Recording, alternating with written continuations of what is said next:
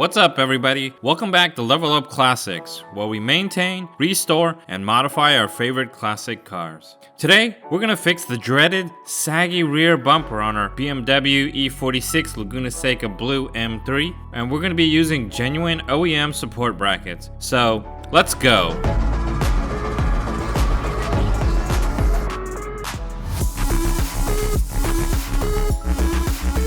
If you're new to the channel, I'm pretty detailed on my how-tos, so I hope these videos help you, and hit the subscribe button to help support my channel.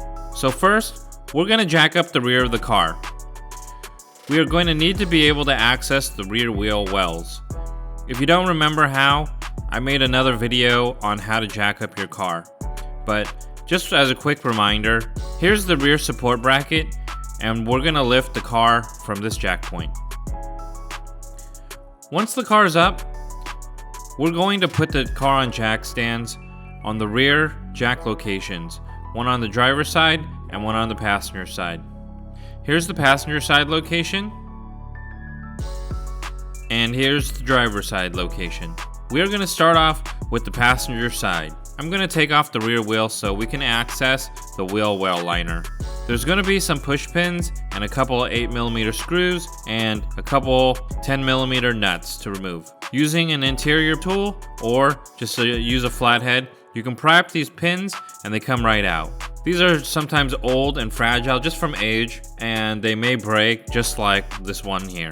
And then you're going to have to replace them with new push pins. I have a backup assortment set of push pins just in case this happens, and it happens quite often. Next, we're going to remove two 10mm nuts and two 8mm screws. And once all the screws are removed, the liner will pull right out.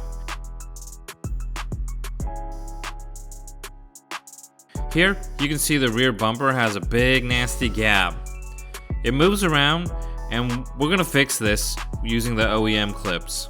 Down below, I shared the links for these OEM brackets.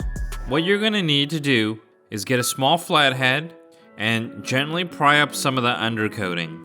You have to pry up some of the undercoating in order to get the top of the mounting bracket to be inserted into the top of the fender.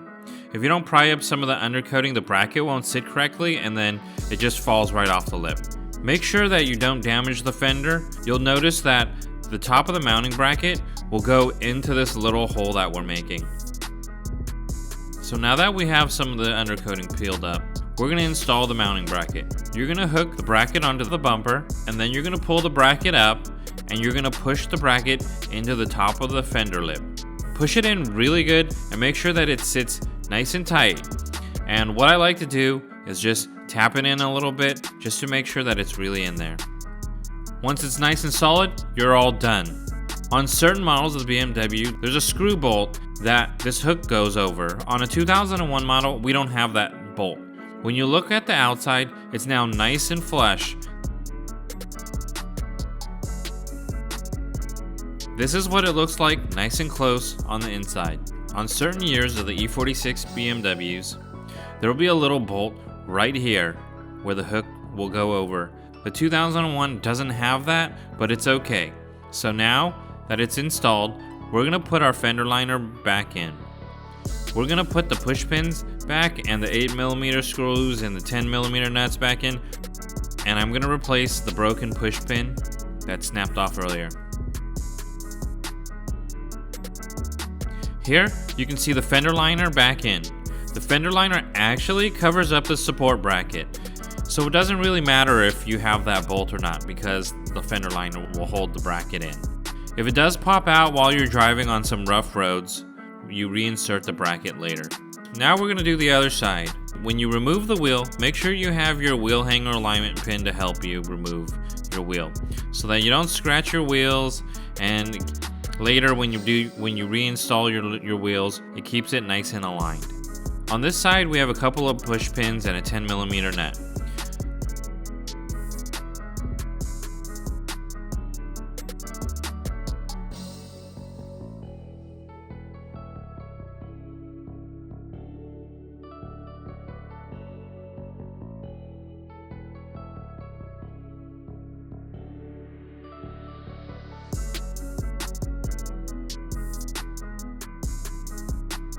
So here again, you can see me peeling up the undercoating very gently and carefully.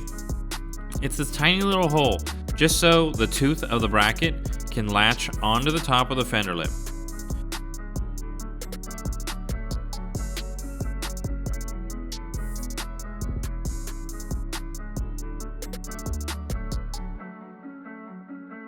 When we install it, we're gonna hook it onto the bumper and we're gonna push it on to the top of the fender lip. This is a really easy process, but it takes a little bit of time to peel up the undercoating. So I've shared this information before already, and I had so many requests to do this as an actual video that I'm making this longer and more detailed on how to fix a saggy bumper.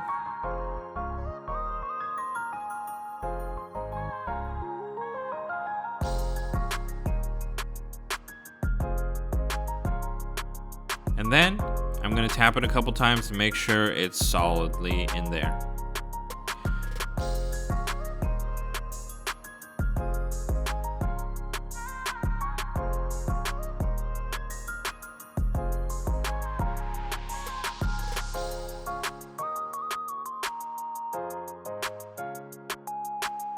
Then we're going to put the fender liner back in.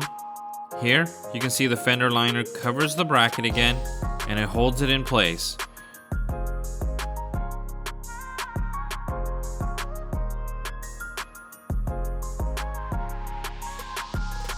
Occasionally these brackets, they pop off, but they'll stay inside, and then you'll just have to reinsert them.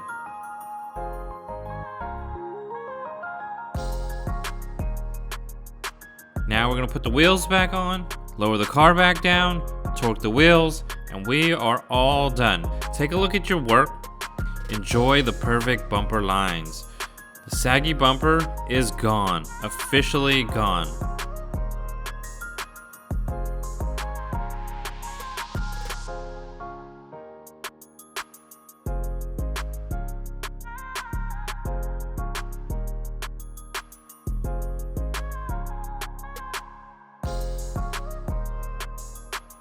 This video is super important. I have the links to all the parts that you might need below. They have different ones for the M3s and the regular 3 Series. And this is not a sponsored video, and I buy all my stuff myself. Thanks for watching. Don't forget to hit that like button and subscribe for more content to come.